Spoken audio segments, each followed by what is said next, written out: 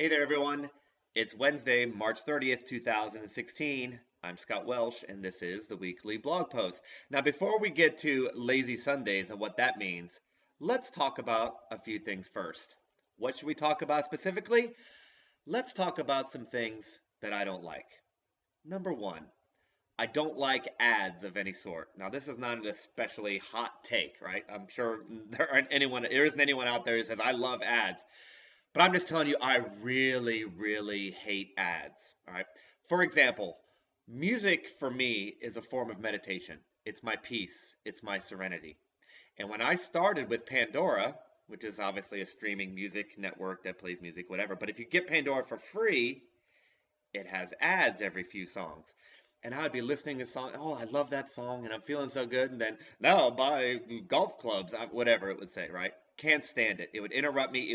I would get angry. I would run over and turn the volume down so I didn't have to hear that ad to try to save my peace and serenity and my calm mind at the time. So I bought Pandora. I paid the money, and it's one of the best things, one of the top five best things I've ever bought. Pandora with no ads is phenomenal, and I think I've talked about it before. But having ads in the middle of my music stream just ruined my state of mind and it ruined my day-to-day existence. Yes, it is that serious. I don't like ads. Get rid of it. And then podcast, by the way, is my other form of entertainment and peace and meditation.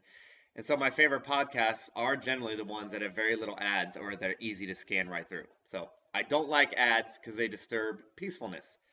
I don't like live television. Now, I used to watch sports like anyone else. I grew up. I grew up in a sports family, team sports environment. My dad's in the Athletic Hall of Fame. My uncle's in the Athletic Hall of Fame. Right? We talk about sports. I've been around sports and watching sports on TV. And gosh darn it, I'm to the point where I don't think I can take it anymore. I can't take, for example, the golf was on last week. And this is crazy. I just happened to be home. I was doing some testing and I wanted golf on in the background. And golf was on for 2 minutes. And then they played an ad spot for 2 minutes. So I got 2 minutes of action for 2 minutes of ads. That's not going to cut it, people. It's just not going to cut it. But live television, I don't think I can watch it anymore. I'm almost done. I know there are a lot of cord cutters out there, but I can't take the commercials. I just can't take them. The only TV really I watch is taped on the DVR so I can fast forward the commercials. I can't stand it. Once again, it takes something good and ruins it. It ruins the meditative trance that you're in, right? Number three, American tennis players. Now, let me qualify this. Andre Agassi, if you've heard of him, is one of my favorite athletes of all time. He was a jerk. He learned that he was a jerk. He made a ton of mistakes and totally transformed himself and totally, in my opinion, redeemed himself. Read his book. It's called Open. It's one of the best books I've ever read. I've read it, I think, 3 times. You listen to Andre Agassi talk, and just about everything he says, I like. I just think he's a marvelous human being and was an amazing tennis player. But the current crop of stars, now we're talking about the older Americans playing on tour today. I'm sorry, there's just story after story after story of them just being disagreeable, borderline hateful human beings. I mean, the stories are terrible. One of my students was playing the tour up to about a year and a half, 2 years ago. She would call in with stories. So it's men and women, just story after story. I don't know what it is in our country, but we're producing these human beings that are just not good people. Now I know everybody's probably got a dark side, and I used to be a jerk myself, so I'm very good at spotting jerks. But I just can't root for tennis players who are jerks. All right. So let me give you a specific example. All right. Andy Roddick, right, American tennis star, if you've heard of him, former number one in the world, won the U.S. Open. He carried the mantle of being the greatest American star for about 10 years, for about a decade. But there are just so many instances where he was just not nice to people, right? What do I mean? Well, there's a pro tournament here in Ohio. It's a pretty big tournament every year. And I took a bunch of my students down. For years, I took them down to watch the pros. I mean, it's the best people in the world, and it's not that far away. One day during the tournament, 2 of my students were sitting on the concourse, just a space in between the stadium and the locker room, and just eating a piece of pizza. They got a piece of pizza, they ate it. Well, here comes Andy Roddick, and he was walking between the locker room and the stadium on his way to the stadium. And as he's walking by, I mean, the pros are right there, right? That's the interesting thing about this tournament. They're right there. They're walking among the common folk. Anyway, they're walking by, and my student said, "Hey, Andy Roddick." And he reached onto the plate and took the piece of pizza and bit into it and walked away. and didn't give the piece of pizza back. Didn't say a word. Just stole my student's pizza and walked on. Now, does that make Andy Roddick a bad human being? You decide. But I thought that was a jerk move, and gosh darn it, Andy Roddick owes my students a piece of pizza. But anyway, I digress. This isn't the tennis podcast or whatever. This is a trading blog. But I just wanted to give a little story on why I don't root for American tennis players. Although Taylor Fritz, everyone, Taylor Fritz, I think he's 18 now. He's an up-and-coming star. He's a good kid. I'm rooting for Taylor Fritz. All right, there's my little rant. Sorry about that. What else do I hate? Overnight trading. And I've talked about this a long time. When I'm day trading, when I'm on a 15-minute chart and I want that trade to be over with in 4, 5, 6, 7, 8 hours, I don't want to go to sleep with it on overnight. I don't. The trade idea is over. I want it over. So I do not like that. Now, if I'm in a long-term trend following frame of mind, I expect it to go days and weeks. So again, for whatever reason, it doesn't bother me. Your mindset is everything. But when I'm day trading, I don't like overnight trading. And I've remedied that to a great degree. But last on the list, which is the title of this blog this week, is trading on Sundays. Now, for a long time, we're talking weeks and weeks and weeks and weeks, going back to last year, I've really not liked taking trades on Sundays. I don't like it. Now, let's get into it. Why don't I like it? Well, when I get to Sunday, I feel like my trading week is over. I mean, I just want my robots to leave me alone, right? It's Sunday. It's only open at 5 p.m. Eastern. It's only a half day or even a less than that of a day of trading. I'm done with my trading week. I made 200. I lost 50. I lost whatever happened. It's over. Let's get started on Monday. Robots, like I said, leave me alone. Number two, the trade ideas don't seem as good. Right? When, whatever the methodology is, and the methodology of my day trading robots is really simple, for whatever reason, it doesn't seem like a good idea on Sundays. It's only a portion of the day. There's just not much going on. There's no one there to prove it, right? The volume is low, even in Forex. I don't feel like the trade ideas, I don't think it's valid because a signal will fire off or a trade will fire off and nothing happens, right? There's nothing there. It's based on the herd mentality, this trading stuff. And on Sundays, I don't feel like there's a herd mentality at all. But mostly, I hate trading on Sunday because of the spreads. Now, I've been trading on Sundays for a long time, obviously. And even when I was at TradeStation, the spreads would get a little crazy on Sundays. But whatever. Sometimes it didn't take it right at 5 p.m. If you wait, the spreads tend to die off and it gets calmer. And if you take a trade, later than 5 p.m., closer to 7 p.m. Eastern, spreads calm down. And I've gotten some good trades on Sunday, all right? Don't get me wrong. But generally speaking, if it takes right at that 5 p.m., you've got a big spread widening, and I've taken some losses. Now, it didn't matter to me because my Monday through Friday trading, almost every trade in real life did better than my testing because I put so much of the spread already into my testing. So I felt like, well, I'm doing better than all my trades Monday through Friday. I'll just suffer on Sunday. My Sunday trades were usually worse than it reported on the robot itself, but I could live with that, right? It's not a big deal. But eventually, it got to the point, really in 2016, where there was one. I got to be honest. There was one or two times I just turned it off on Sunday. I just didn't trade on Sunday. I just took my robots. I was not in a trade on Friday, and I just said, I'll leave it off. Now, most of the time I turned it on like a good robot operator, whatever. But there were times I didn't. And why didn't I do that? Because I just don't like trading on Sundays. I don't want to get into a trade, especially don't want to get in a trade late. And guess what? Now it's midnight and I'm still in a trade. So even before TradeStation did this terrible debacle at the end of February 2016, I was really, really sour on trading Sundays, right? Now, the good news is for me is that it doesn't happen that much, so I didn't have to deal with this, but I really, really didn't like it. Now, let's get to current times.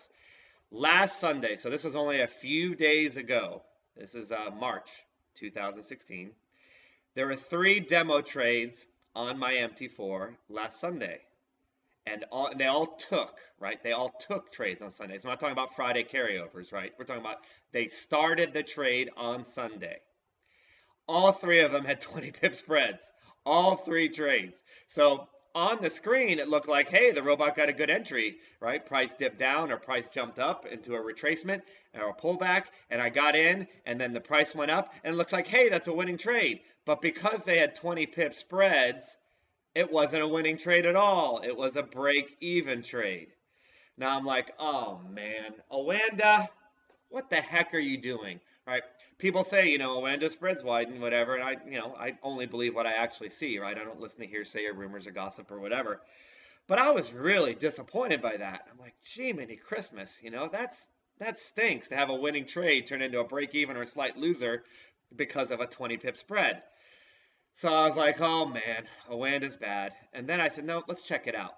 So I very quickly, opened up a demo MT4 account on FXCM. I just went right to it and got it up, got it running, and checked the spreads. And guess what? FXCM had the exact same 20 pip spread. This was all within a 5-10 minute period. So Oanda was 20 pips, and FXCM was also 20 pips, okay? Well, it's not Oanda's problem. And then I said, whoa, wait a second. My TradeStation data feed never did this. So I went in and opened up my TradeStation, and I still have the data, right? I just can't trade on TradeStation anymore. All my charts are exactly the same otherwise. So I went in TradeStation and looked, and guess what? It was 20 pips on TradeStation too, right? So maybe it was just the Easter holiday or whatever, but all three had 20 pip spreads of the trades I took, and all three platforms had 20 pip spreads. So it wasn't Oanda, and it wasn't MT4, and it wasn't FXCM or anyone. It was just the fact that no one was out there on Sunday and the spreads widened. So, as it says on the slide, I'm just tired of it, okay? That was kind of the straw that broke the camel's back. And again, it's been in my brain for a long time, but I'm just tired of it. The biggest discrepancies in the trades that I've been tracking in the demo environment for MT4, the biggest discrepancies, almost all of them were Sundays, right? I'm just tired of it. So what could I do about it? Well, I could make Sundays lazy Sundays. I could make it so where no robots on Sundays. I could take my Sundays, treat it like a day off of trading, and just never even turn the robots back on, or turn the robots on and just don't have them trade on Sundays. That's what I thought I would do. You have a problem. Don't give me a problem. Give me a solution. Here's a solution. Just stop trading on Sundays. I don't have to worry about anything. Don't have to worry about being in a trade overnight. Don't have to worry about spreads. Don't have to worry about anything. So stop trading on Sundays. Okay, what if I did? What would that do to the profits? I wondered. I said, to myself. Well, myself, here's the answer. I did the exact same portfolio that we've been talking about, and this is the day trading Hornet portfolio, okay? You can see all the little columns, all right? And I did the exact same thing, but I went through, and it took me a while to go through and just eliminate trading. So I just turned off. My robots have the capability of trading any individual day or not trading any individual day. So all I did simply was go in and take all the Sundays, just turn them off. So no trades were ever taken on Sundays. Now, of course, in testing and back testing, you can't simulate this crazy 20 pip spread. So we don't really know how these Sunday trades are going, right? Because it might report that, hey, Sundays are profitable. But in real life, they're not profitable because the robot in back testing doesn't know what the spread is. Now, Monday through Friday, it's pretty easy to estimate what the spreads are. They're pretty calm. Sundays, we just never know. So anyway, I just took Sundays out, and then I redid all these spreadsheets. I took all the data, downloaded it into the spreadsheet. And here's what I found. Here are all the currency pairs that I'm looking at, right? And then I looked at what the totals are. So let's take a look. Let's cut to the chase. Since 2015, not trading Sundays in this particular portfolio, again, this is hypothetical, right? We're just estimating with tons of slippage built in. $244.85 per month since 2015, okay? Now, how does that compare to trading on Sundays? 232. Whoa, right? So, not trading on Sundays. Hold on. Not trading on Sundays is better than trading on Sundays according to the testing. Now, overall, it is better to trade on Sundays according to the testing, mind you. 340 per month over the long term compared to only 337. But can you see that it's just about the same?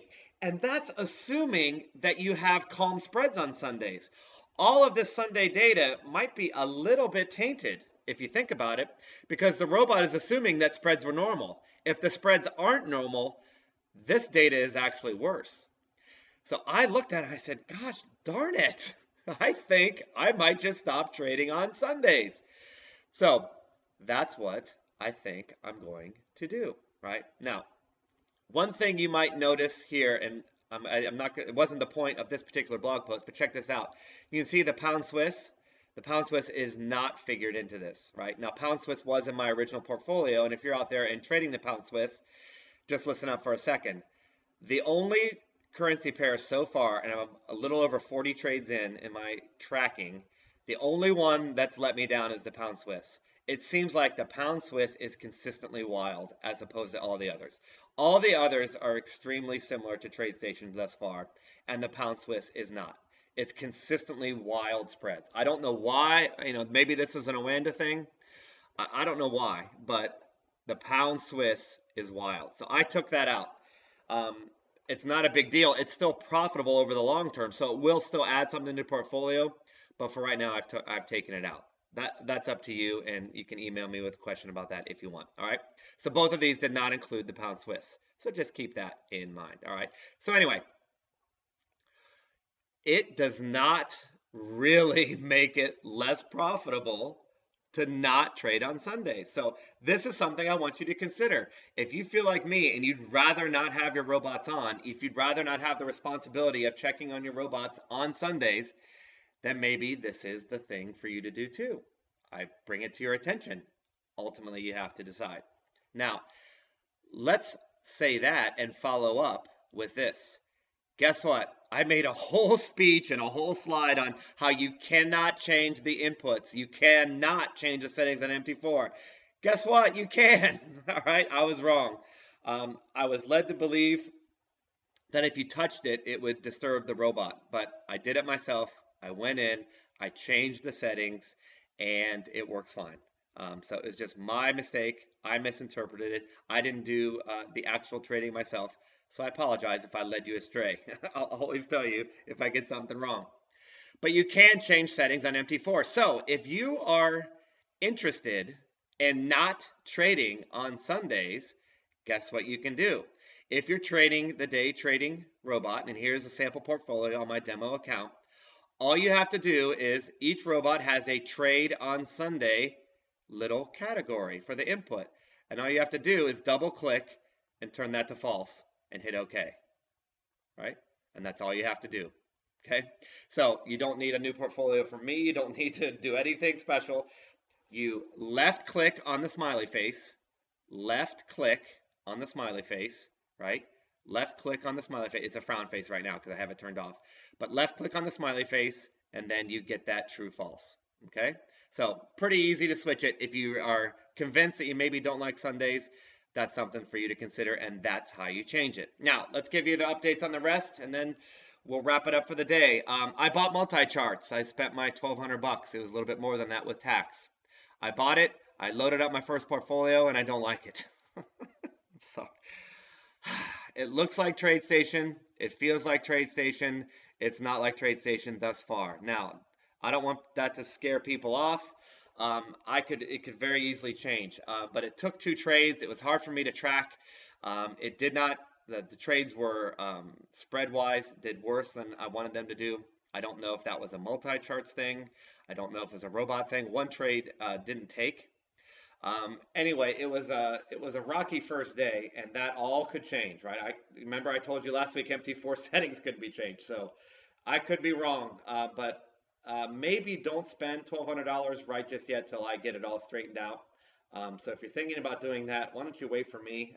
If I get this all worked out and it's as good as I think it can be, then maybe we can consider that. But right now I don't like it. I'm going to investigate it. I'm going to try to fix it. But MT4 has been really, really good since the beginning. I had a rough day with multi-charts. I just didn't like it. I didn't like how the trades took. All right, so that could change. The breakout portfolio, which is based on the turtles. I don't want to call it the turtle portfolio because it's not really like the turtles, right? It's a little, I told you I made the tweaks. So I don't want to mislead anyone. It's not the turtles Exactly. I put my own tweaks on it. It was inspired by the turtles, but it is a breakout. So I'm going to be calling this the breakout portfolio. It's the exact same thing as what we've called the turtle portfolio. But that's ready. Some people have emailed me and I've sent it off to them if they're lifetime members. But if you didn't get this message or you're just hearing this for the first time and you want the breakout portfolio, it's ready. So just contact me for that. I'm working on another trend following portfolio uh, Thursday. So tomorrow I'm meeting again with Wes to see if we can finish that up. So that one will be ready also very, very soon. One thing about all this spread talk, just one final little note. If you trade a longer term portfolio, like a trend following portfolio, this spread stuff is really kind of a moot conversation. It doesn't matter really what the spreads in when you're talking what the spreads are when you're talking about hundreds of pips, right? Some of these breakout trades can last 100, 200, 300, 400 pips, right? So what does it matter if the spread is 2 or 3 or 4? It doesn't matter. Over the long term, the platform you use on a trend following portfolio is pretty much irrelevant. And that is becoming more and more and more enticing to me as I've gone through this debacle. To stop worrying about every single trade and just let the major trends take care of themselves and capture a chunk and move on.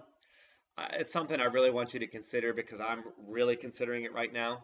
It just makes all this platform talk, all this spread talk, all of it pretty much just goes out the window. You can just get back to trading and making money and not worry about all this minutia. So think about that. I'll be talking more about it, but I'm going to have a bunch of trend following portfolios starting with these two, and I've got a couple more that I'm working on. That's something to consider. You know, lifetime members, you can have everything, so it's not a big deal.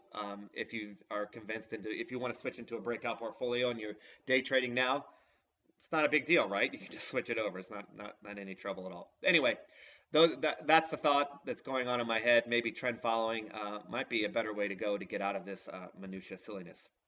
Once again, if you signed up for my free ebook and didn't get it, the software thought you were already on the list, and that's why I didn't send it to you. Email me. I'll send you a Microsoft Word copy of the book right away. I'll get it to you immediately as soon as I get the email.